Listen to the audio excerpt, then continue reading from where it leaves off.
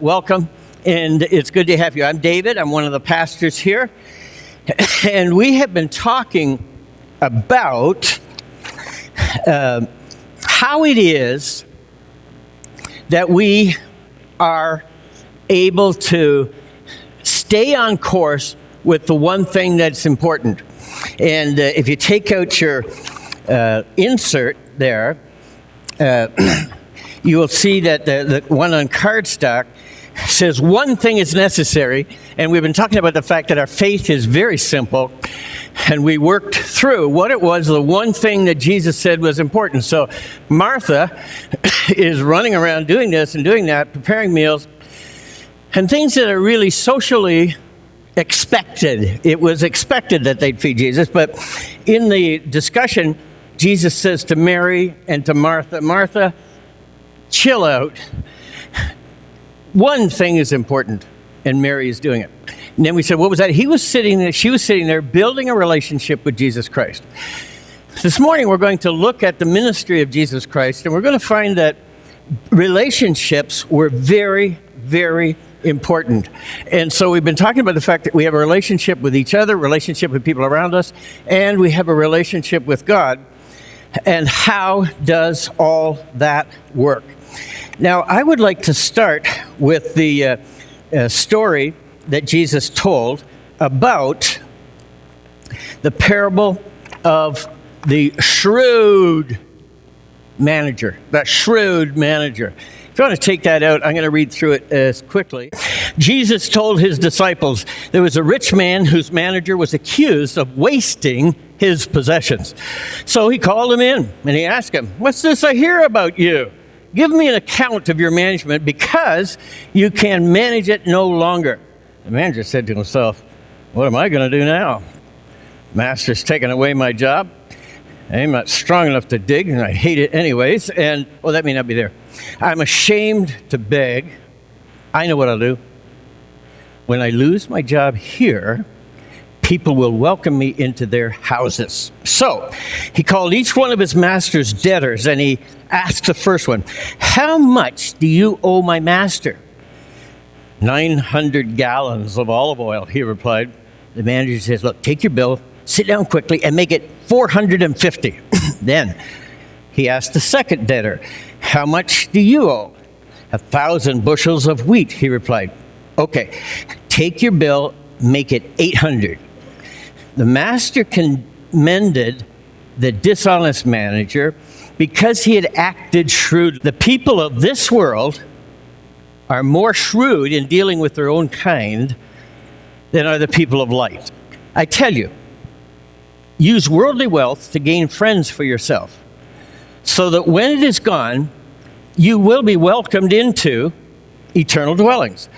Whoever can be trusted with very little can also be trusted with very much. And whoever is dishonest with very little, they're going to be dishonest with much. So, if you have not been trustworthy in handling worldly wealth, who is going to trust you with true riches? And if you have not been trustworthy with someone else's property, who will give you your property of your own? No one can serve two masters. Either you hate one and you love the other, or you love one and you will be devoted to one and despise the other. You cannot serve both God and money. The Pharisees who loved money heard all this, and they were sneering at Jesus. He said to them, you are the ones who justify yourself in the eyes of others, but God knows your hearts. What people value highly is detestable in God's sight. What is Jesus saying here? Now, the shrewd manager, before you get your knickers all in a knot about Jesus talking about he was commending a crook, the truth is the managers would tack on a bit anyways. So when he said cut it in half, he may have added half himself. So when he's collecting it, he owed the manager 500, but he may also have added 500 for him, so that he gets a commission. It's kind of a commission sales. So it's not quite what it seems like. But anyways, he was sharp enough to know how to get people in his favor. And so what we've been looking at for the last few weeks was how to build relationships, how to build bridges and connections. And this guy, under desperation, built a solid relationship with a lot of people very quickly. And then Jesus said, did you see what that guy did? He used his worldly wealth to build relationships. And then Jesus goes on and says, if you can't handle worldly wealth, I can't give you true, spiritual, eternal, heavenly truth. If you can't handle the stuff which is going to be blown away and will be no more, I can't teach you from heaven eternal truth. And so here, he's talking about how we use worldly and temporal things to have an eternal outcome. So I've had two observations. We went through working through for this week, last few weeks, and I love the responses you guys have been putting in. We go over them in our management meetings and to listen to what you're saying, and great ideas. And this morning, I hope to have a few more great ideas from you. And the question when we started the series was, if somebody from down the street who'd never been in here and never attended, what would they say about us? In other words, we are to be the salt of the earth. We are to be light. We are to be attractive. We are to be a place where people look to. Would that be true? And so I've discovered some things over the last 6 months or so, because these sermons don't sort of surprise me. I mean, you work on them for a long time in advance, but as we wrap up the series and we become intentional about creating a group, a church, or a gathering of people that will help people have deeper relationships with God and also deeper relationships with us and with each other, how do we do that? How do we become intentional and focus on the one thing? And of course, the one thing we took from Jesus when he was talking to Martha, and he said, Martha, only one thing needs to be done, and Mary is doing it. What's the one thing? The one thing, as we went through all the alternatives, the one thing was to have a relationship with Jesus Christ. And Martha was busy, but Mary was building a relationship with Jesus Christ. And so the one thing is, how do we build our relationship with Christ? And the other thing is, how do we encourage others to build relationships with us and with God? And how do we do that with intention? Now, this is a very, very complicated 4-step process, and I went to university to learn this, so I'm going to share this step with you. Take out the piece of cardstock and respect the power of this as we talk about what is the friendship focus and how do we do it. And we said that we had a friendship filter, that everything that we did should be moving that way. This is the 4-step process, okay? Introduce yourself. Deep. Yeah, deep. Make a friend, go someplace inviting. A NASCAR race, somewhere that's spiritual, where they pray. I'd drive around a track at 200 miles an hour, I'd stop and pray first too. Make conversation. Now, you probably don't know this about me, but I don't talk a lot. Linda is more conversational than I am. You go to the grocery line, she's talking to people, she's making friends and all that stuff. And I actually, on the introvert scale, am way up there. And so if you don't like to make conversation, I'm in sympathy. If you want to make me happy, put me in a poorly lit room and close the door and leave me alone. Just give me some books and give me something to do, and I am happy. So this bit about talking to people, I had to learn to do that. And you know that when I started doing this, in fact, I'm going to speak at a conference in a week or so. I'm not nervous talking to you guys because I'm weird and you're weird and this works out. But if I go to this conference, there could be some normal people there. And I was sick to my stomach every time I had to speak for 5 years. Why? I don't like to be in front of people. I don't speak easily. I don't speak well. In fact, Daniele was trying to edit the things, and there's a lot of coughing and hawking and spitting in the things. And she says, Dad, you haven't learned that you have to eat a dill pickle first, clear your throat, and not spit into the microphone. Who knew? But it's not easy for me to make conversation. And I love people who, when you say, hi, how are you? They're good for 20 minutes, yeah. Now, you make conversation, connect, and you do stuff. This is how you encourage people to build relationships. You're going to find out that, how many remember years ago when they used to teach you how to share your faith? They had the 4 spiritual laws, they had all that stuff, the Royal Road of Romans, and listen, that assumed that we lived in a homogeneous society. But now when you mention God, you could be talking about anything to a woman in the moon to who knows their definition of God. It is so much more productive to do it the way Jesus did it. Yeah. We're going to look at his model. It was very simple.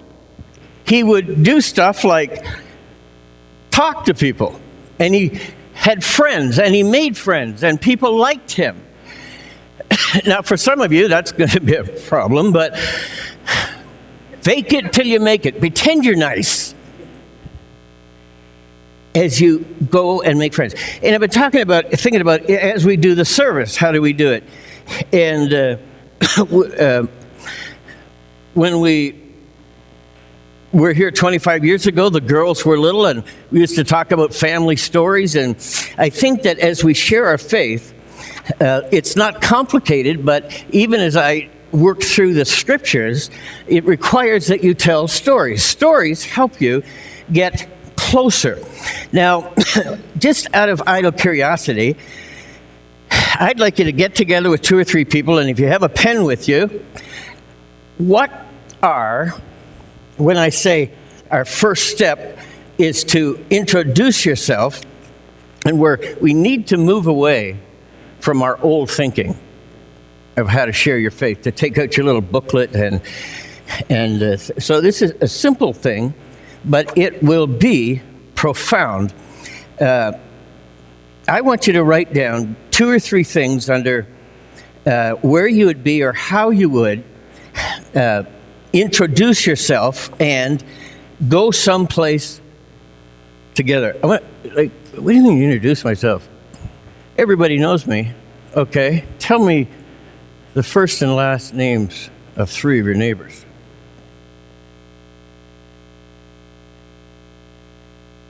John, got Smith, Jones, and Brown. Yeah. What I'm saying is, Jesus was out there talking and in relationships. Us, not so much. The example of Jesus puts us in connection to people. And he said, now, I've showed you a model, and try this and build my kingdom. And these simple steps are ways in which people, just in the natural course of living and enjoying their own life, have others join them as we learn how to walk with God. Get together with 2 or 3 people, write down how you would introduce yourself, and how and where would you go to someplace inviting. What is an inviting place you could go to? And no, the new club, the Ladies Evangelical Mud Wrestling, is not probably someplace to go. But think of someplace else that might work. Call me out a few places that would be interesting to go. Call them out. What do you got? Starbucks. $10. Yes. Sporting events. Tim Hortons. Hallelujah. Yeah. What is this? Tiki's? Oh, that's a restaurant. I haven't been there anytime. Oh, you guys have? Yeah, thanks for inviting me. All right, now. David? Best Buy during Black Friday. Bonding time, Black Friday, Best Buy. get there at 6 o'clock the night before. You got a whole night to make friends. They can't go anywhere. Where else? Adams on Cape Coral. Where? On Adams on Cape Coral on Wednesday. Half-price Pizza. pizza. Pizza is bread from heaven. Guys at Mom? Well, what you can do if you want to make it spiritual is add extra cheese. What's this? Welcome center and meet people there? Nah. Anybody who comes in here, we don't really. Or you mean like get to know their name and stuff? That is so weird. Sure, Judy is saying you want to get to know people? Go in the welcome center.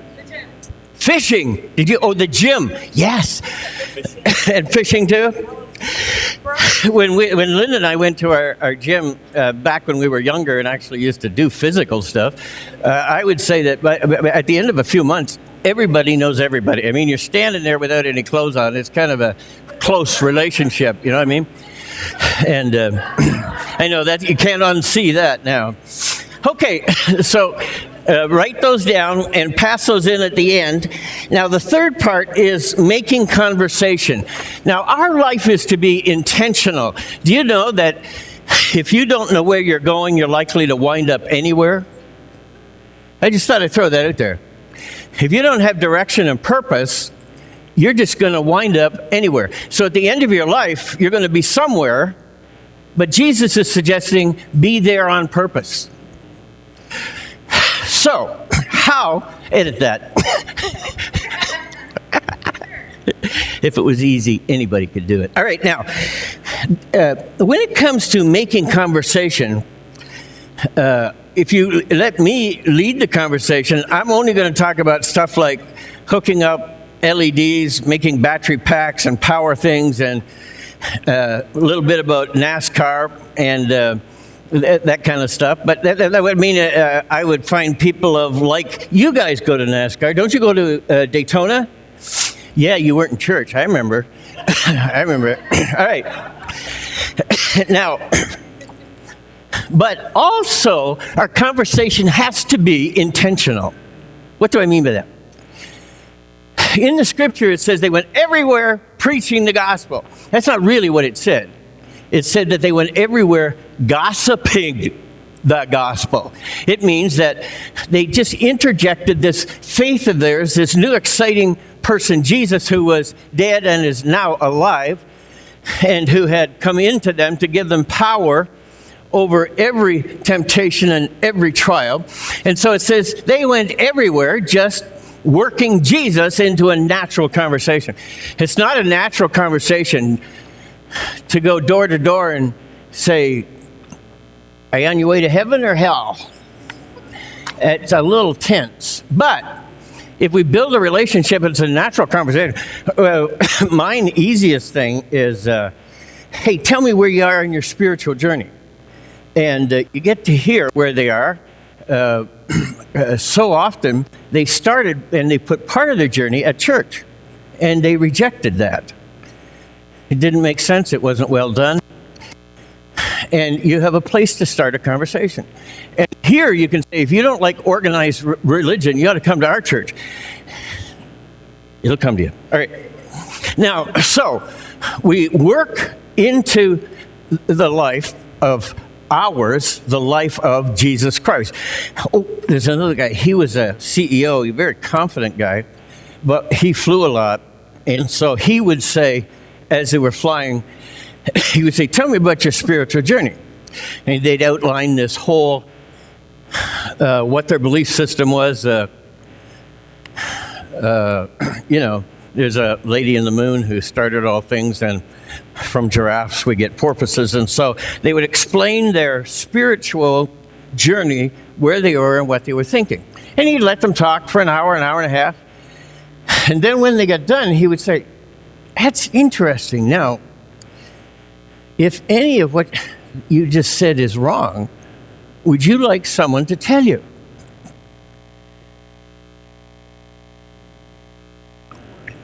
And that was all he said. If he said no, he went on. Talked about sports or anything.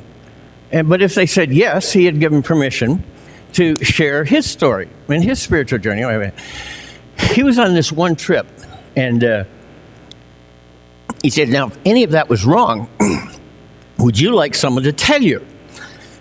And the guy said, no. So that was it. He talked to him. The guy said, no, I wouldn't like to know. So he left him alone. They went on the flight several hours, and then they landed and got off. Hey, good. Thanks for flying. I enjoyed the flight. Good talking to you.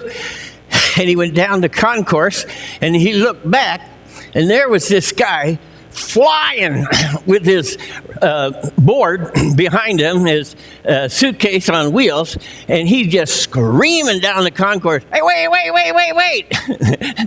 What was wrong with Mike? He wanted to know. But now the person was asking, well, how does yours differ from mine? I think that we felt for years, because we have processed our faith, that gives us the right to just blurt it out. You with me? It can only be done in the context of a relationship and with permission. Just because you know Jesus doesn't mean you can be rude. There are social parameters as well as spiritual parameters, and you can't get to the spiritual if you violate the social. Are you with me? Years ago, they used to have buses, and they went around and picked up kids. And I was captain of the Snoopy bus. And it was a white bus with Snoopy on the outside, and we played music. Try that today. Go through a neighborhood and offer candy to people to come and ride with you.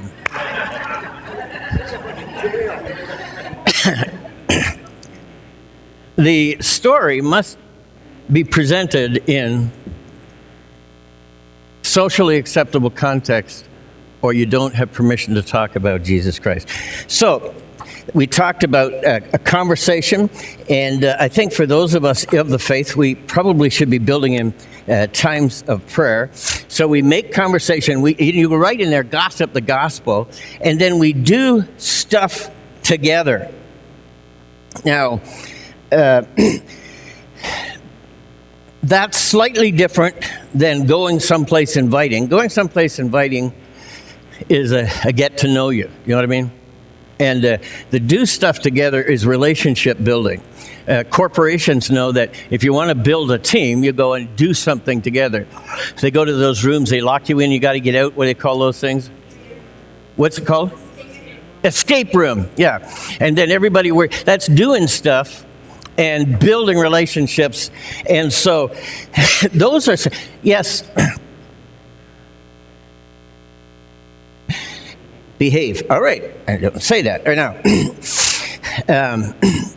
It was the only way that I came to Jesus was through a relationship. And there was a bunch of us who were basically, you had to be someone that I respected.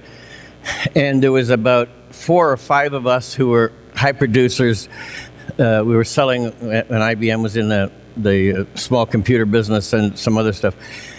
And so who could tell me about the gospel? Number one was Billy Graham, because God had gifted him, and I would listen to him, and that was about the only person in the world I would listen to. And I also listened to my one friend, who was also, much like me, a smart aleck, a bit of a high producer, and I related, and he was the only one who could ask me where I was in my spiritual journey. Does that make sense? I think you have friends and acquaintances that you may be the only person who can ask them how they're doing on their spiritual journey. Paul said that we've been handed the mysteries of eternity. And then he says, those who have been given great things are accountable. We have been given a great thing. Now, those are simple steps of everyday living, but living with intention.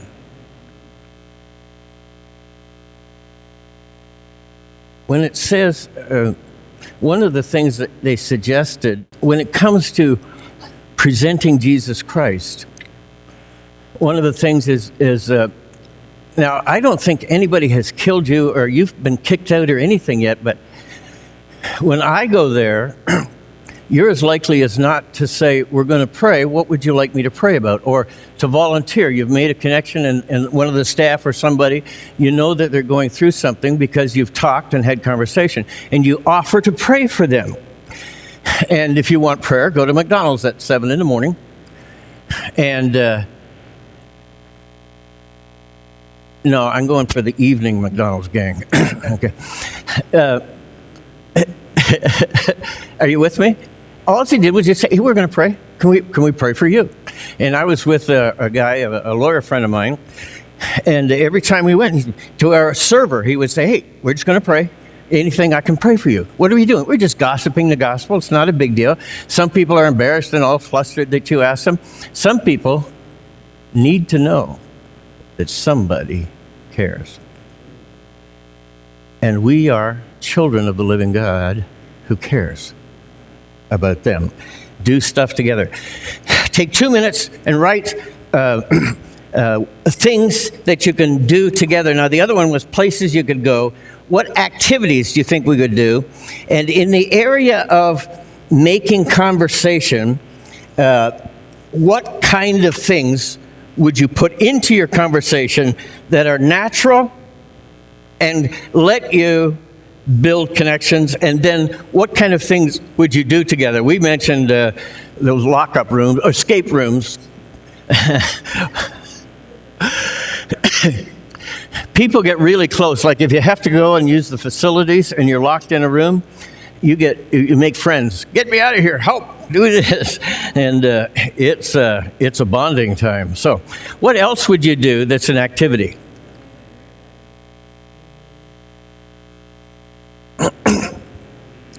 You guys meet at the food court? Yes. And if you're going to be part of a good church, churches move ahead on their stomach. So food court and Jesus. And what do you do?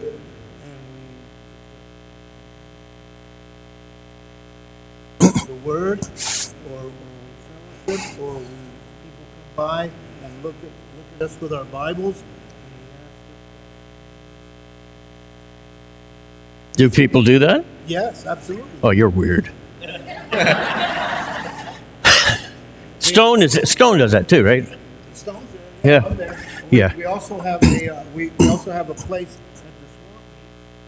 at the Shell Factory Swamp Meet where people come by and we sell them things that are donated. Well, we try to that are donated, and the money doesn't go to us; it goes to ministry. But we also pray for people that need prayer there At the swap meet. at the swamp meet. I would tell you that if you detect someone needs encouragement in any context, and you offer to pray for them, you're saying that you care. Now, let me add something to that. If you ask your Heavenly Father to do something, and He does it, you should not have a heart attack because God moved. You should have an expectancy that when you pray to God, God is going to do something. And it is okay to say, last week we were talking about that thing when we prayed for you. How is that going? Okay, I will keep praying. Christianity is not a sniper one and done sport. Christianity is a relationship where we walk with people, encourage people, pray for people, and enter into a relationship. The first and foremost priority in all of our life, if we are a Christ follower, is to be an ambassador, to be a representative. People say, I don't know what to do. Well, what you do is you live your life loving Jesus and loving others. And out of that comes kingdom possibilities. And you don't have to be weird, although I like that weird. It's just be with your neighbors, your friends, your clubs, and to be in relationship. Okay, let's take a minute and put that down, and we're done. And then I'm going to have us pray. But give me 2 or 3 things. Get in your groups and write down 2 or 3 things about what kind of conversation starters and stuff you can do together. We talked about escape rooms, but something else. If you go to a NASCAR race, you don't have to go to church because it's practically a religion. So.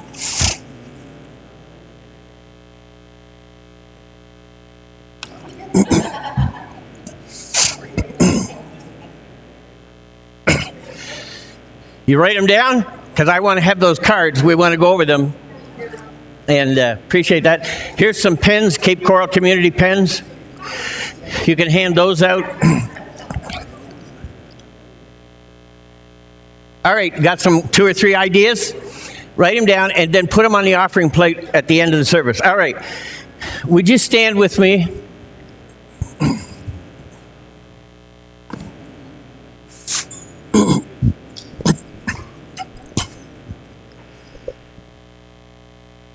My dad used to say, this is where the rubber meets the road. How many heard that?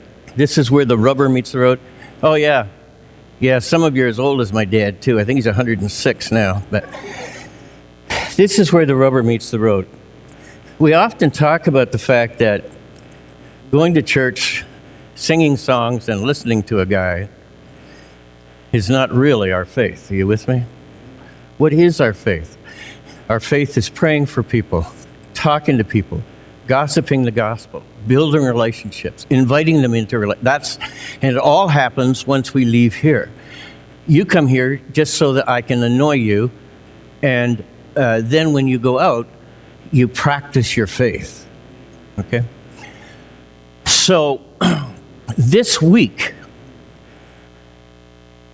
somebody said something to me, I think it was 3 or 4 weeks ago. We have some challenges coming up. In this same thing as our environment has to be as friendly as we are. And the challenges come up. Someone said to me, this is going to be difficult. And then they said, because we have a comfortable religion. And he's talking about us. We have a comfortable faith.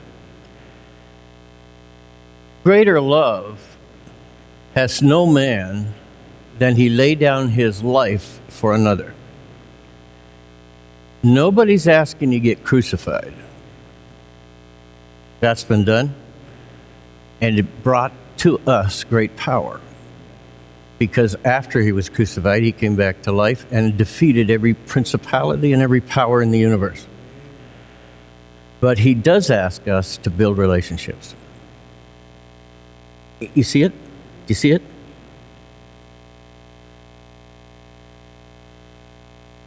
The crucifixion, the price, the plan. And he came to earth and he was in relationships with small groups all the time. We are to be in relationships all the time. All the time. We're to be connecting with the world. And he taught us how to do it.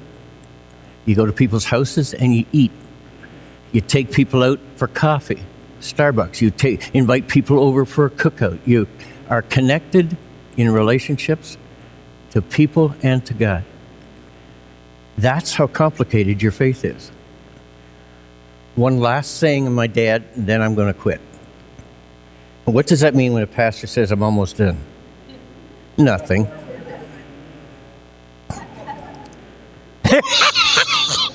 Another hour. Another half an hour. Now I forget what my dad said, but so I'll make something up. Remember, your faith starts when you leave here. Your faith starts when you leave here. You're an ambassador for the King. It's a high calling. Let's pray.